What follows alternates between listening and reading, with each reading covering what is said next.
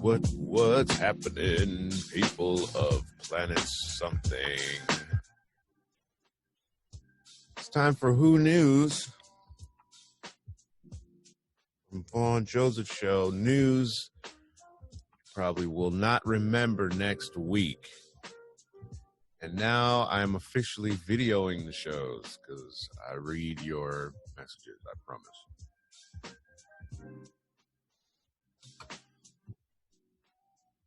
So I tried to do this for you yesterday, and it was an absolute disaster. So we're going to start over today. I'm not going to do it live. And here we go. So basically, so you know what happens here is I read you some news stories that I find while I have my cup of coffee. Once the coffee's gone, so am I, and you get to start your day without me. Finish it, or whatever section of your day you're in. So where are we going to start? I don't have anything queued up or anything. We'll just go with the flizzo and see what we can find. Former Playboy bunny mother PJ Maston accuses Don Cornelius of sexual assaulting 2 women. Wait a minute. Don Cornelius has been dead for 10 years. Is this how we're going to start the day? Come on, man. This is ridiculous. Don Cornelius should not be even... I mean, I shudder to think what people are going to be saying about me when I die. I mean... Obviously, because this guy was at a level of fame and notoriety, he's recognizable, whereas I, not so much, you know, not even at all by comparison. Anyway, I'm not even going to touch that story. Texas parent demanded a Michelle Obama biography be pulled from schools because they said it would make what? It would make what? It would make white girls feel ashamed. Oh, God. I'm not touching that one. It's too early to be getting myself into trouble. A homeless man known as $1 Million was the mastermind behind a $500,000 Beverly Hills credit card scam. Good for him.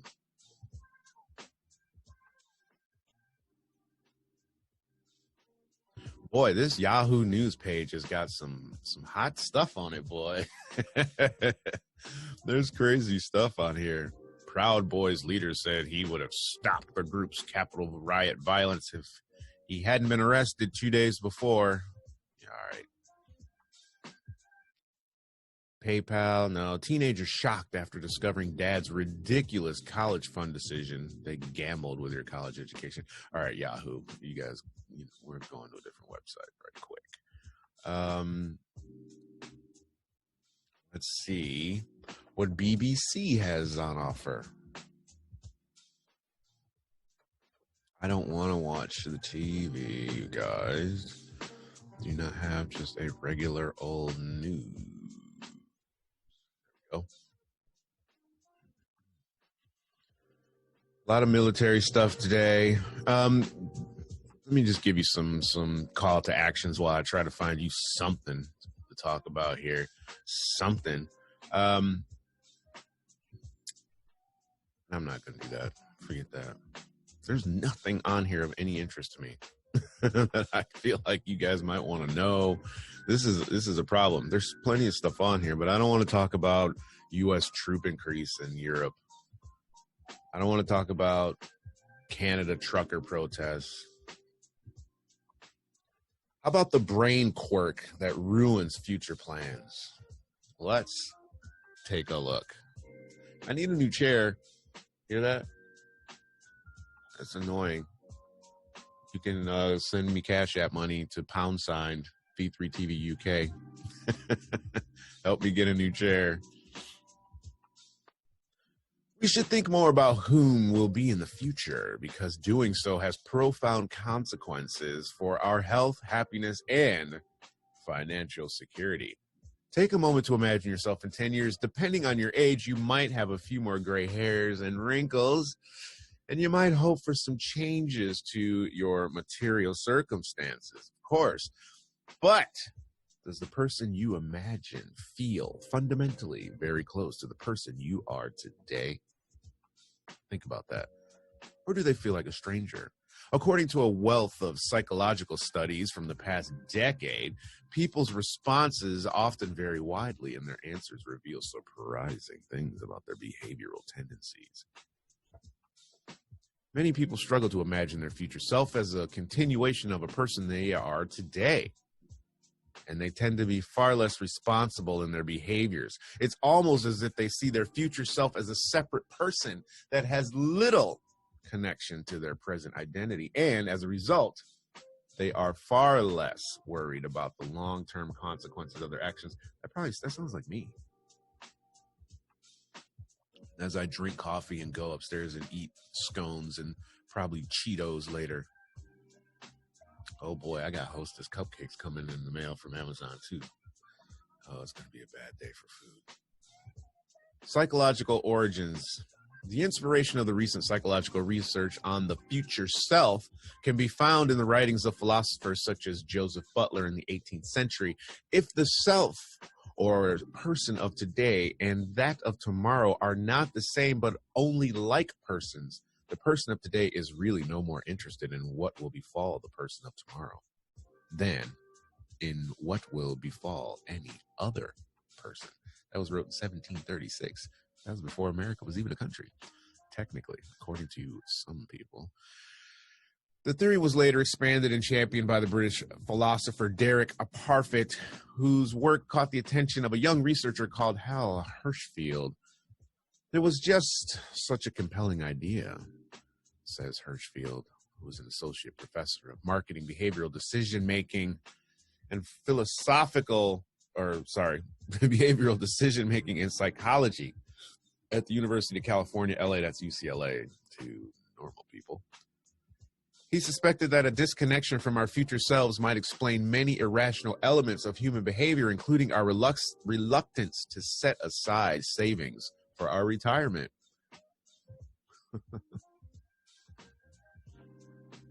Yes, I will misspeak. I will my brain. This is the whole purpose of this, really, you guys. This was an exercise. This is me blasting this article in my life. I get warmed up. I get the voice warmed up.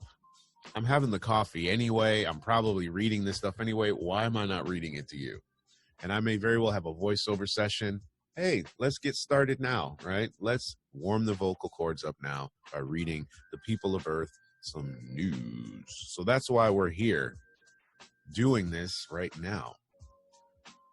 So to find out, Hirschfield first had to find a way to measure someone's future self continuity. He settled on a simple graphic that presented pairs of circles and representing the current self and the future self. The circles overlapped to varying degrees, and the participants had to identify which pair best described how similar and how connected they felt to a future self 10 years from now. And when you have two circles overlapping one another, where their circumferences meet, that's called the Vesica Piscis. Look that up. He then compared these responses to various measures of financial planning. In one experiment, the participants were presented with various scenarios in which they could either receive a smaller reward soon or a larger reward later. As expected, participants who felt a greater connection to the future were more willing to delay their gratification and wait for the bigger sum. It's kind of like hitting the number. You want the lump sum? Or do you want to get little dribs and drabs for the rest of your life? I'm the kind of person that's like, give it all to me now. I might get hit by a bus in 6 weeks. Screw that. There's a lot more to go in on this.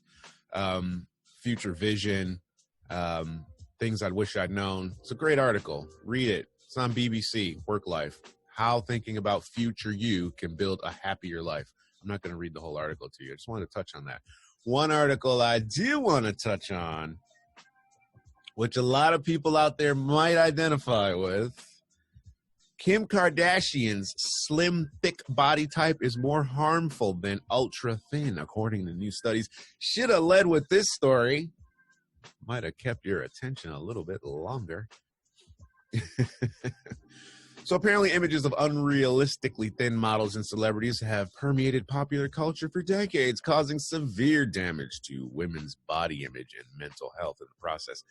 However, a recent study reveals that a new body ideal may be causing even more harm than the ultra-thin, heroin chic look that came into prominence in the 90s, and we have Kim Kardashian to thank for that. So researchers at York University in Toronto conducted a study to find out how pervasive imagery of the slim, thick ideal, which has become popularized in mainstream media, contributes to young women's dissatisfaction with their bodies, described as a curvier or more full body type, with a small waist and flat stomach, but large butt, breast, and thighs. Yes, please. The study found that the slim, thick physique is actually more damaging to the way young women feel about their bodies compared to the ultra-thin body type. What you got to say about that? The thin ideal has long been identified as a threat to women's body image. And there's been a call for body image campaigns in the media to showcase a greater diversity of body types, researcher Sarah McComb tells Yahoo Canada. However, even though the slim, thick body type touts a larger frame, it is not a healthier alternative to the thin ideal for media consumers. It was actually more threatening to women's body image. Why? Oh, wow, the story continues, guys. It continues. She's a registered psychologist, surveyed 402 women between the age of 18 and 25, which are proven to be the heaviest users of Instagram. The participants viewed 13 photos of influencers with body types slim, thick, thin, and fit. They were surprised to discover that those who compared themselves to slim, thick ideal imagery experienced significantly more weight and appearance dissatisfaction and less body satisfaction than those who compared themselves to thin ideal imagery. You can check that article out on Yahoo News by Mira Miller. It's interesting. I'm just reading you headlines, reading you a little bit of it, because I know we're a headline society. We'll read the headline and keep it moving. It's not good. Millions brace for winter storm. That winter storm didn't come, apparently. So that's nonsense. Christopher Lee Kennedy found dead in his cell in state prison. Who's Christopher Lee Kennedy? Man who vanished during lunch break found in the trunk of his car hundreds of miles from where he lived. Ooh, I don't want to talk about that. Can we get something else? How about culture? Should we go with culture? It's probably going to be like how to make a sandwich or something.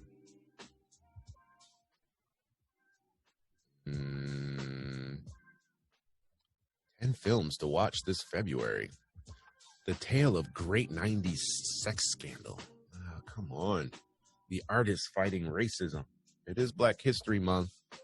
Go do something nice. Drink your coffee black. I don't know what else I got here. 10 films to watch this February. Oh, gosh. I hate this stuff.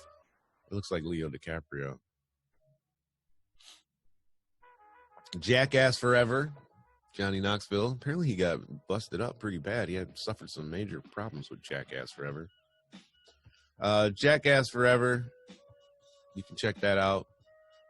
Some stuff I can't pronounce, so I'm not even going to ruin that one for you guys. Marry Me.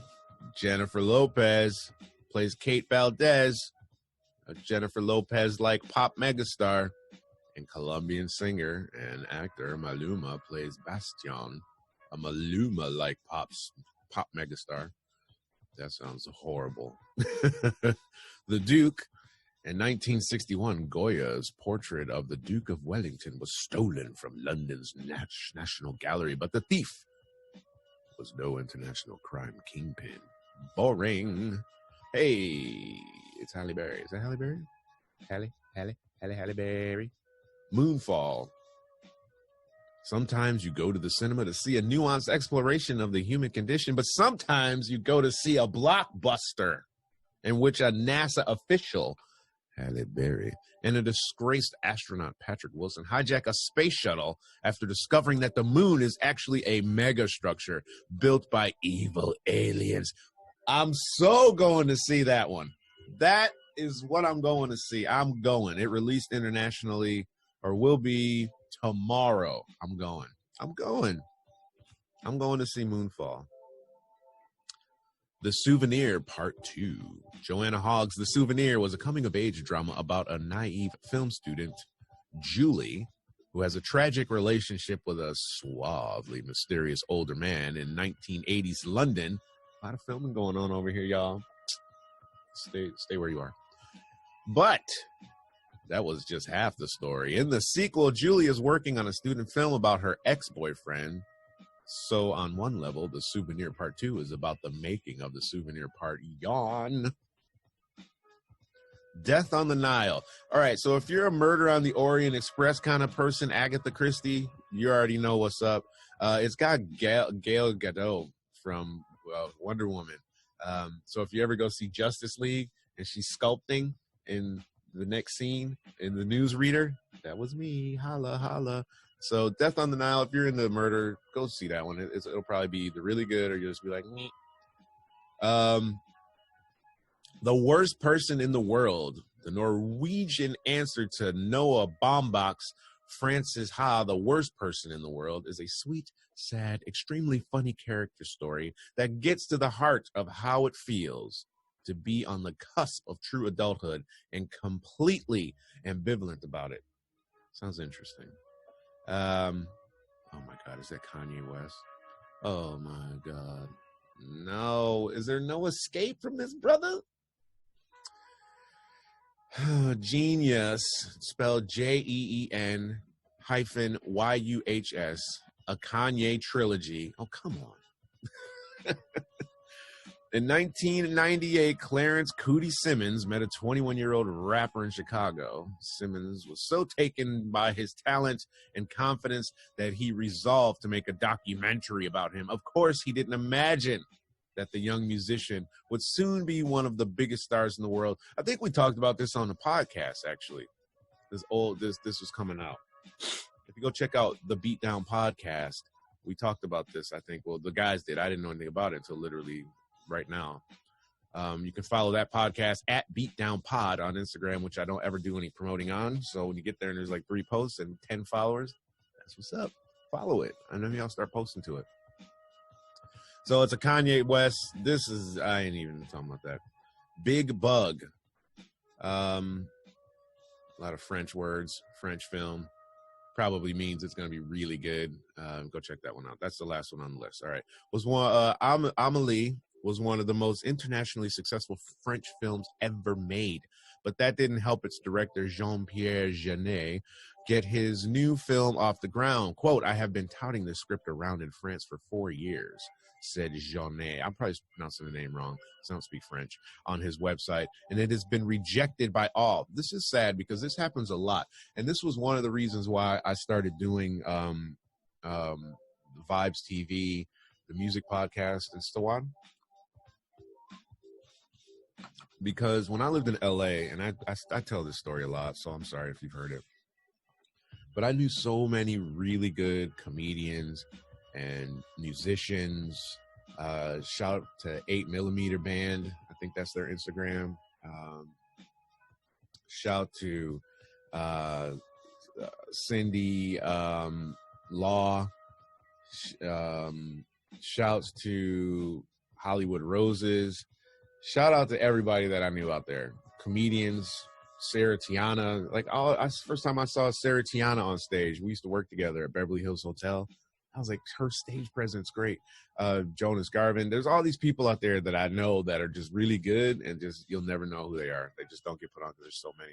There's a lot of politics. Anyway, so I'm feeling this guy, and not no one's really they've been rejecting this project.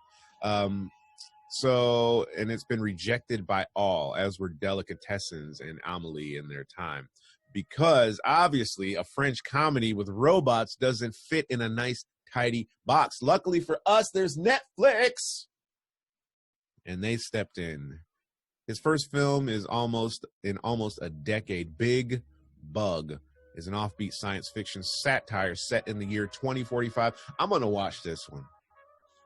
When artificially intelligent androids revolt against the human race and forced servant robots lock their owners in their suburban home. I can't wait to watch this. February 11th, you guys. It's called Big Bug. Go check that one out. It's on Netflix. The fact that Big Bug will not be released in theaters is not a problem, he says, because it's particularly suitable for small screens and TV. I love this one. I'm really looking forward to this now, just based on how it looks. It looks very visually impactful. So you got Big Bug, you got Kanye. Where's that? Released in 3 weekly 90-minute parts on Netflix. The first coming the 16th of Feb. The Worst Person in the World. Did I skip that one? I did. Sorry. Oh, no, we talked about that one. That one releases tomorrow and the 10th of February in Portugal and the Netherlands.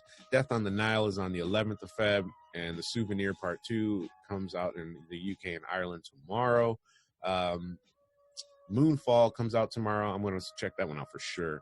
The Duke, 25th of Feb. Marry Me, Who Cares? Sorry, J-Lo, 11th of Feb. Cyrano, I didn't really touch on that one because I said I couldn't pronounce it. That one is probably like the most that was going to probably be the biggest one out of all of them. And Jackass Forever comes out tomorrow as well. So moving on, because I'm almost out of coffee and you're probably falling asleep wishing you had a coffee. What else we got? Teen boy or teen girl, pregnant mom left distraught after mom plays cruel prank during gender reveal. I don't care about that. Woman denied job over inappropriate voicemail, but some say she's better off. Wow. Woman finds safe hidden under carpet in new home, and it's been there for 20 years. Are you intrigued? I'm not, because they would have said what was in it. Restaurant accused of witchcraft as they bury Bible to bless customers as they eat. That's got to be Chick-fil-A. It's got to be Chick-fil-A. New Chick-fil-A. I knew it. New Chick-fil-A franchisees David and Holly Snow wanted their new restaurant to be a success and thought it was best to bless their customers, so they buried a Bible that was left open on a specific verse. What Chick-fil-A is this? Restaurant bosses have been accused of witchcraft. It's not witchcraft if it's the Bible. The witches didn't follow Christianity. Oh, my God. Where's Marshall, Texas? Texas? I got people in Texas. I'm just like to say Texas like that. So, with no disrespect to Texas. Wow. I mean, the Bible was left open to Joshua chapter 1, verse 9, it looks like. While we do serve delicious food, people are what's most important to us. Our purpose here is simple: to glorify God by being a faithful steward of all that is entrusted to us, and to have a positive influence on all who come in contact with Chick-fil-A. I don't have a problem with that. It's their place. The fact that it's on the news is the only reason why that they told anybody. Had they not told anybody, y'all would have never known.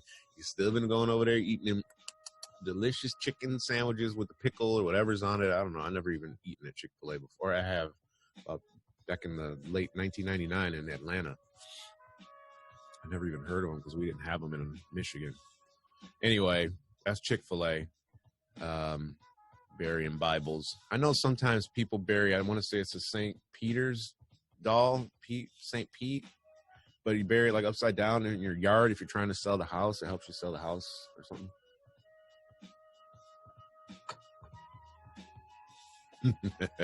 Man warned he has snooty ghost in house who doesn't like his interior design choices. Really? Woman gutted after getting cheap tattoo that left her filled with regret. I gotta look at it at least. Okay, she's there. She's got a... Ooh, that looks like a burn.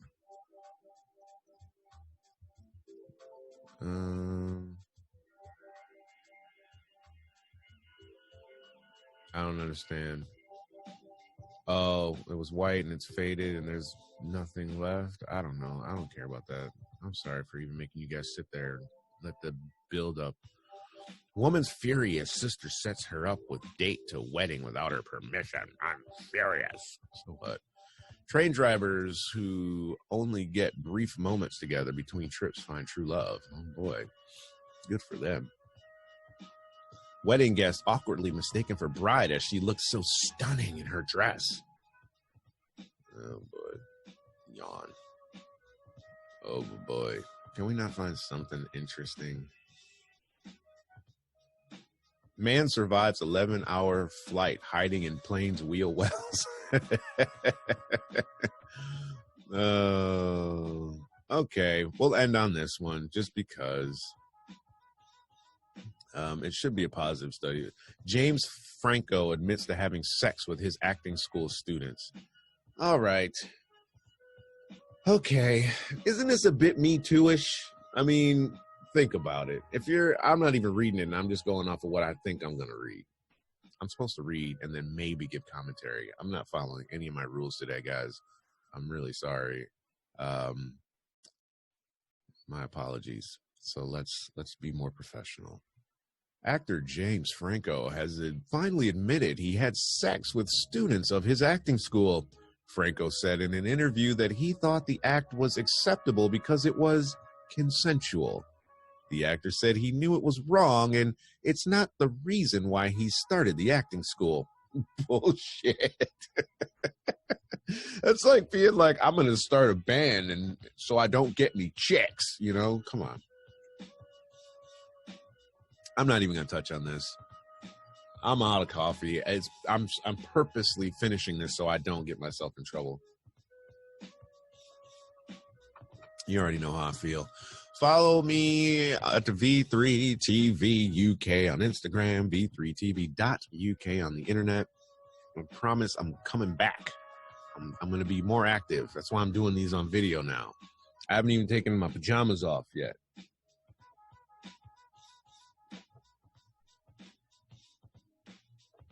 We got the Beatdown Podcast. You can follow that at Beatdown Pod.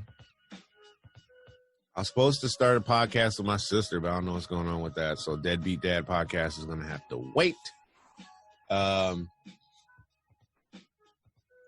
you know what's up. Thoughts from Amelie to the UK is kind of making a comeback. But we've hit some road blocks, some stumbling blocks, some hurdles. But we'll get there. So I'm going to go and leave it on James Franco and his 43-year-old hoe ass.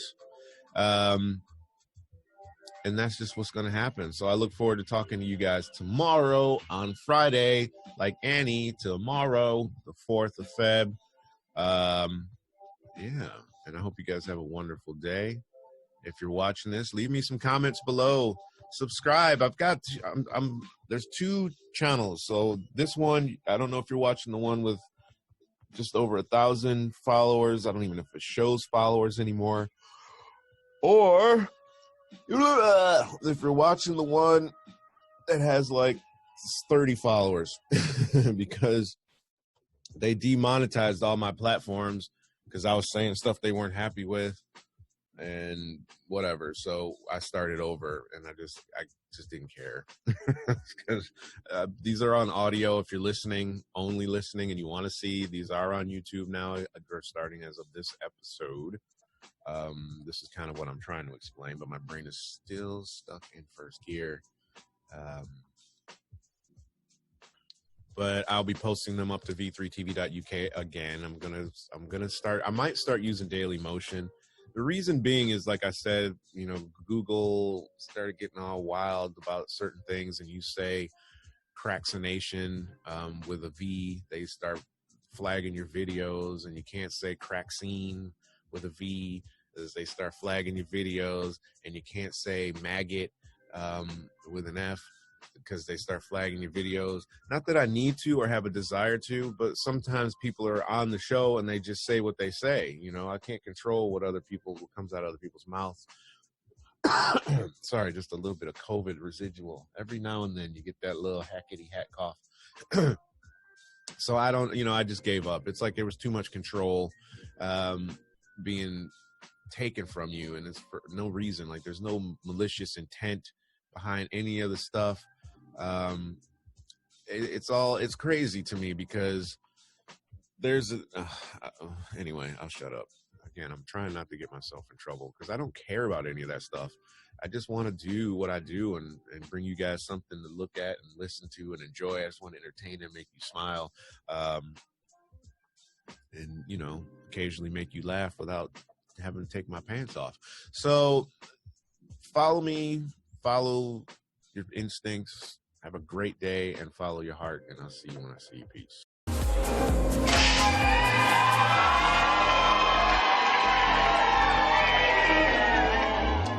These ones or these ones? Saw an episode of Intervention.